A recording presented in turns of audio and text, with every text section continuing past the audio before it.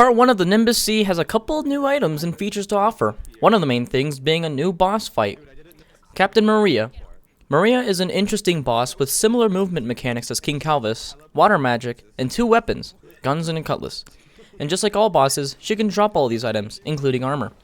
In this video, I'll be running down the movesets and abilities of Captain Maria, as well as her equipment.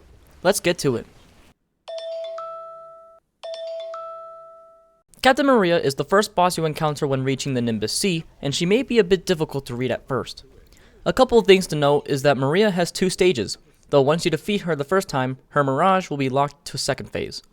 Maria has 2000 HP in phase 1 and 3000 HP in phase 2.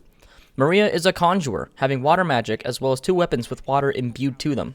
Movesets and abilities. I actually don't think any of these abilities have official names, so I'm just gonna name them based off the attack and what it may be most accurate to. Water Blast. Maria shoots a 3 blast of water at the user, each blast dealing 59 damage, and this is easily parried. Water Beam.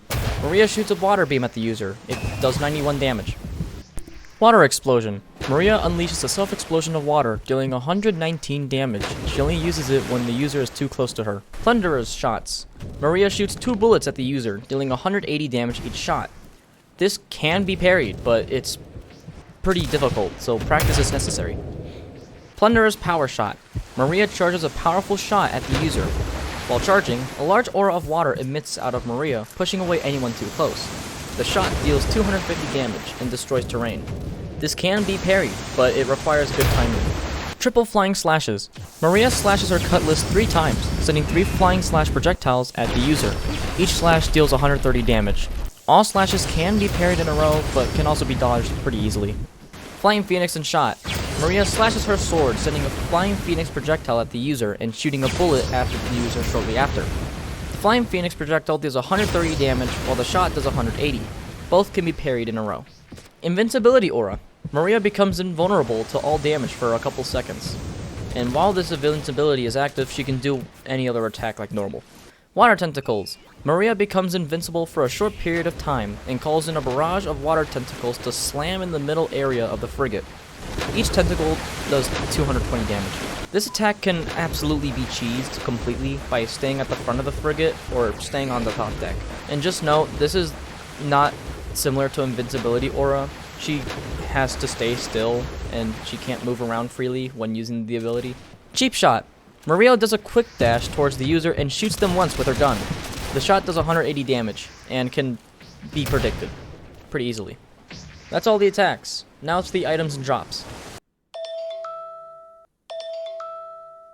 Captain Maria drops a chest piece, leggings, hat, cape, cutlass, and a gun weapon.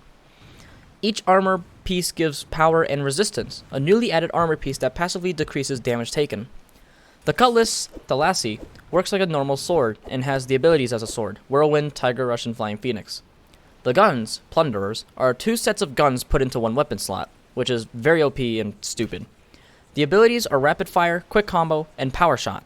Power Shot is a new ability, modifying the next 2 shots, or M1s, to fire at unfathomable speeds, hitting targets almost instantly.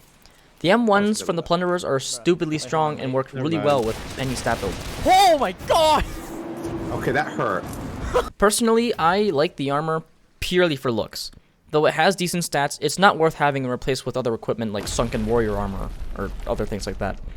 The only thing I found good were Plunderers. They're way too OP to be a weapon used by any stat build. I mean, come on. For 1 weapon slot, you can have 4 guns. Really? That's kind of overpowered. Anyways, that's basically it for this video. If you enjoyed it or found it helpful, like and subscribe, and comment down below what you're liking about part 1 of the Nimbus Sea update. And I'll see you guys next time. Bye.